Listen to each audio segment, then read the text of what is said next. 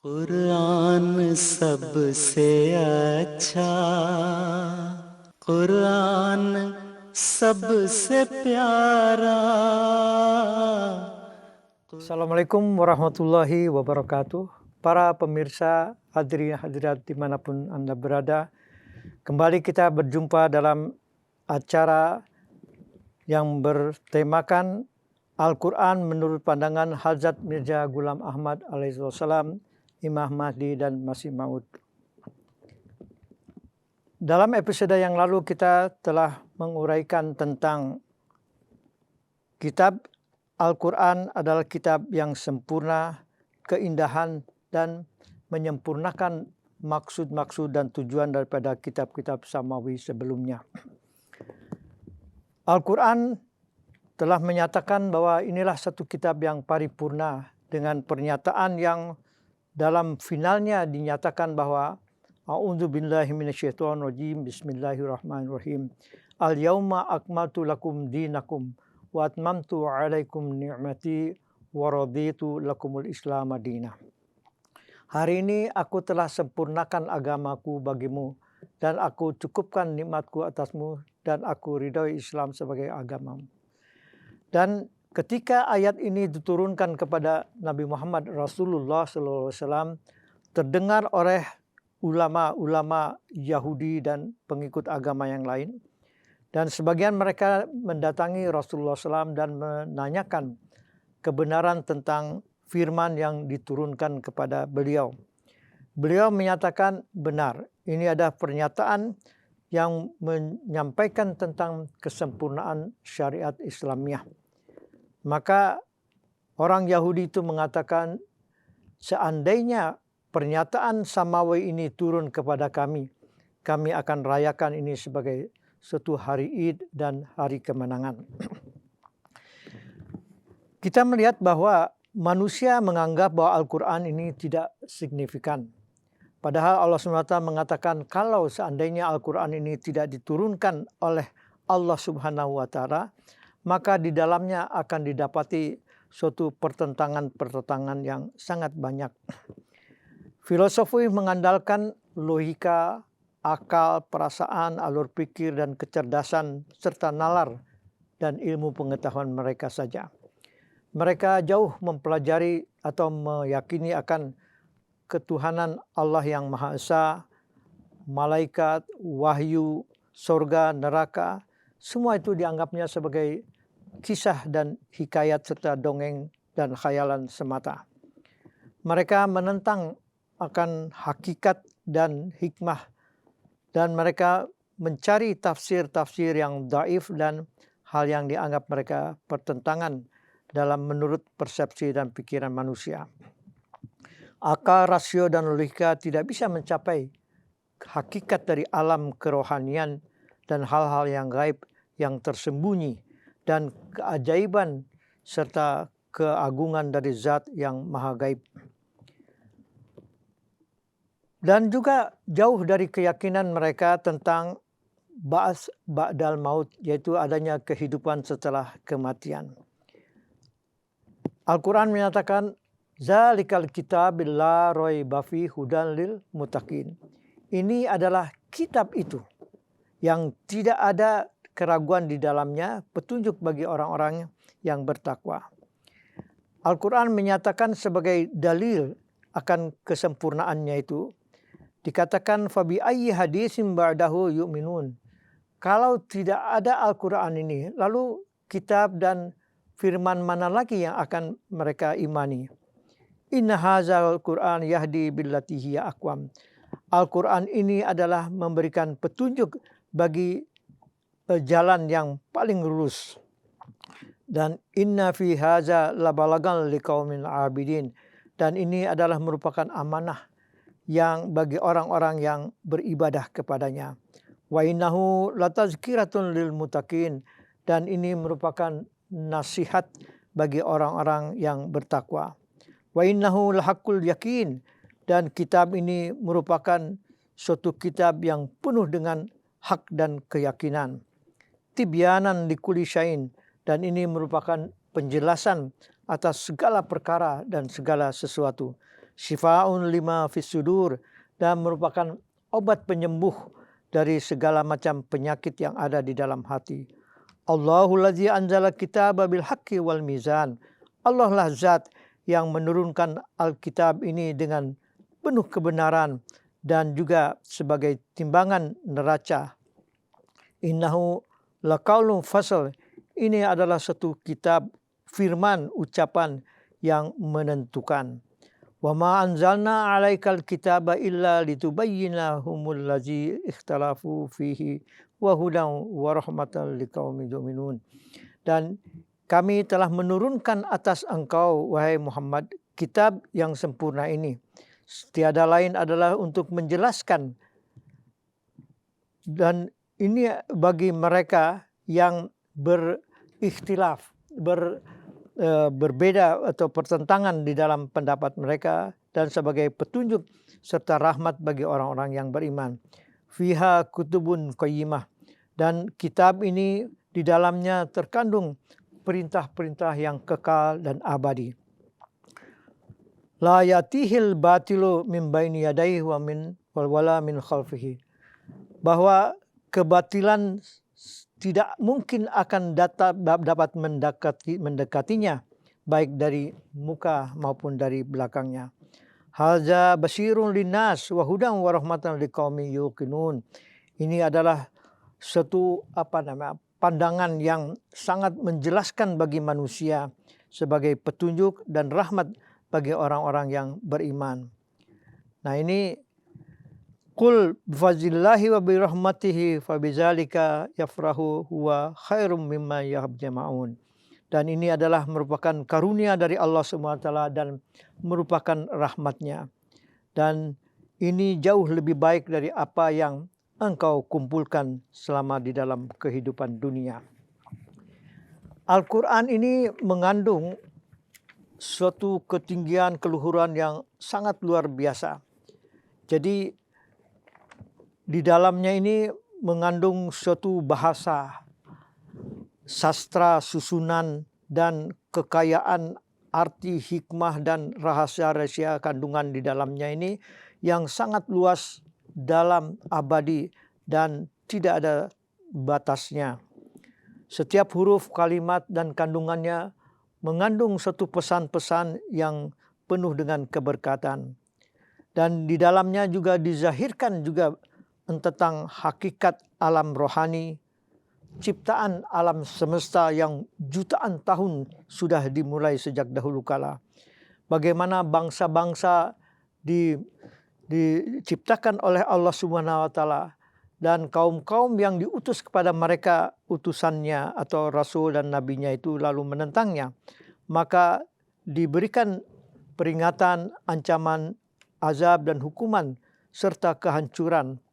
Dan ini tiada lain adalah bagaimana Allah Ta'ala untuk menyeimbangkan keadaan tatanan alam semesta dan dunia ini. Dan Allah SWT menjanjikan juga tentang yaitu pemeliharaan dan untuk menjaga keutuhan, kesempurnaan daripada Alkitab, Al-Quran tentu sendiri. Inna nahnu nazzalna zikra wa inna lahu lahafidun. Bahkan di beberapa tempat juga menyampaikan tantangannya. In kuntum fi raibim mimma nazzalna ala abdina fatu bisuratin min misli wad'u syuhada'akum min dunillahi in kuntum sadiqin. Jadi ini kalau engkau ada sedikit saja keraguan di dalam hatimu dari apa yang kami turunkan kepada hamba kami ini, maka bawalah satu saja surat yang semacam itu. Ya. Kemudian lawiztamul jinni wal insi ayatul bimisli hadzal Quran la yatuna walau kana ba'dhum bi ba'dhin zahira. Andaikan katanya semua jin dan manusia-manusia ini disatu padukan semua untuk dapat membawakan semisal daripada Al-Quran ini, mereka tidak akan mampu untuk mendatangkannya walaupun mereka itu satu dengan lainnya saling tolong menolong. Nah, kemudian juga bawalah 10 surat yang semisal ini apabila kamu memang mampu untuk menandinginya. Jadi kisah-kisah yang disampaikan dalam kitab suci samawi terdahulu, baik tentang ciptaan Adam alaihissalam, para nabiullah dan rasul-rasul, lalu ciptaan alam semesta yang katanya diciptakan dalam 7 hari, sorga, neraka, ya, bahkan wahyu yang diturunkan sebenarnya tidak hanya kepada Allah dan Rasulnya saja, tetapi makhluk-makhluk yang Dia kehendaki pun Allah Ta'ala menurunkan wahyu, kalam, firman, dan pesan-pesannya. Jadi ini bagaimana Allah Ta'ala memperlihatkan dalam suatu dukungan terhadap misi rohani yang dibawa oleh para nabi. Jadi diuji, diperangi, mereka dianiaya dan ditimpakan kesusahan. Lalu mereka berdoa. Allah SWT menurunkan banyak nubuatan-nubuatan, pengabulan doa, perlindungan, mujizat, dan bagaimana Allah telah menurunkan juga berbagai macam azab, hukuman terhadap kaum-kaum para penentang dan orang-orang yang menentang keesaan Allah Subhanahu wa taala. Jadi di sini kondisi dan keadaan pada setiap nabi dengan segala macam ujian ini disampaikan oleh Al-Qur'an dengan warna, corak, dan juga tampilan yang beraneka ragam, ketawakalan, kesabaran, keyakinan, ketulusan, dan bagaimana kejujuran serta keteguhan hati para orang-orang yang beriman dengan Rasul yang diutusnya pada zamannya. Jadi inilah kita melihat bahwa Al-Quran tidak ada tara bandingannya. Bahwa di dalamnya ini mengandung sesuatu yang meluruskan segala hal-hal yang tidak bisa diterima oleh akal dan keadaan. Dan ini pun merupakan kitab yang menjadikan suatu pegangan bagi umat manusia dan pengikut agama untuk selamanya. Kita melihat di dalam Al-Quran ini tidak ada tara bandingannya. Dan Allah Ta'ala memperlihatkan kekuasaan, keagungan, dan keesaannya itu, yaitu sebagai zat yang sempurna. Yaitu dengan melalui pertama menciptakan alam semesta dan isinya. Dan yang kedua adalah menurunkan kitab suci Al-Quran, ya, dan juga para rasul dan nabi-nabinya. Dan di sini perkara-perkara wahyu dan hal-hal yang ghaibiyah ini itu diwujudkan dalam 2 corak, yaitu secara harfiah dan juga secara metafora atau secara isyaratan. Nah, ini metode deduksi zat Allah Ta'ala yang Maha Esa ini, kinerja menciptakan alam semesta ini tanpa sekutu. Manusia tidak dapat menyamai segala apa yang diciptakan oleh Allah Subhanahu wa taala.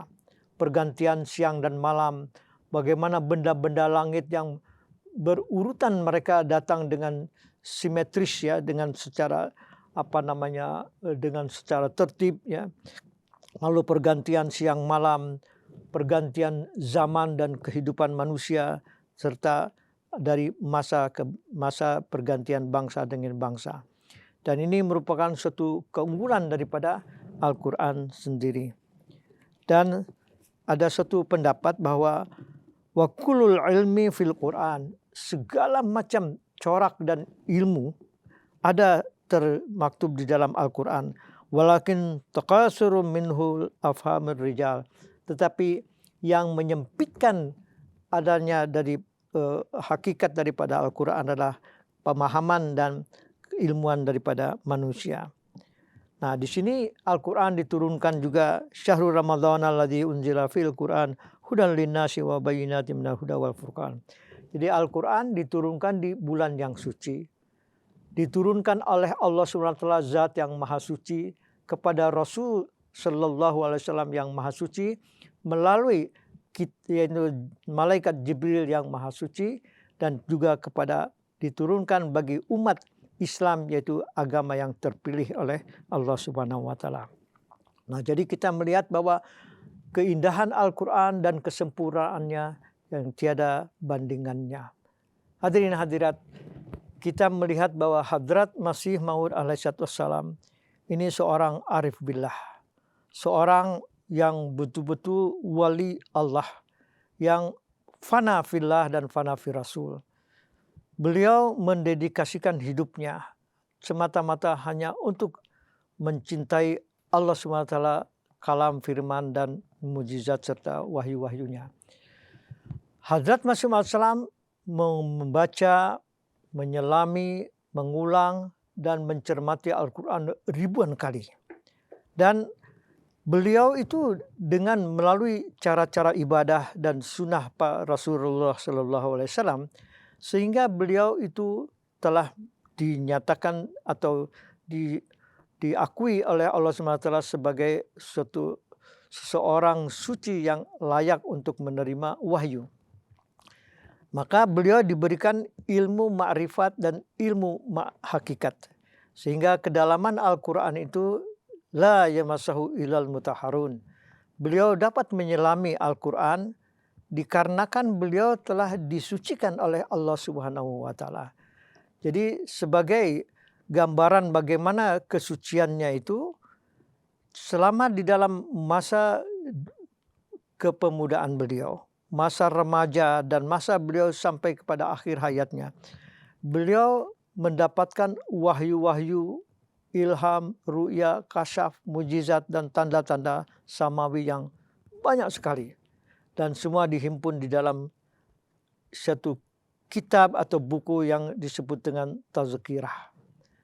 Nah, Tazkirah ini sebetulnya bukan tandingan daripada Al-Quran, tetapi wahyu, ilham, ru'ya, kasyaf, mimpi yang benar itu dari waktu ke waktu yang beliau terima, itu langsung beliau tulis di dalam berbagai catatan harian, di dalam buku-buku karangan beliau, di dalam selebaran-selebaran yang beberapa puluh tahun kemudian oleh para pengikut beliau yang setia itu dihimpun secara sistematis, diterbitkan, lalu diketemukan juga berikutnya satu temuan yang lain daripada wahyu-wahyu, lalu disempurnakan juga.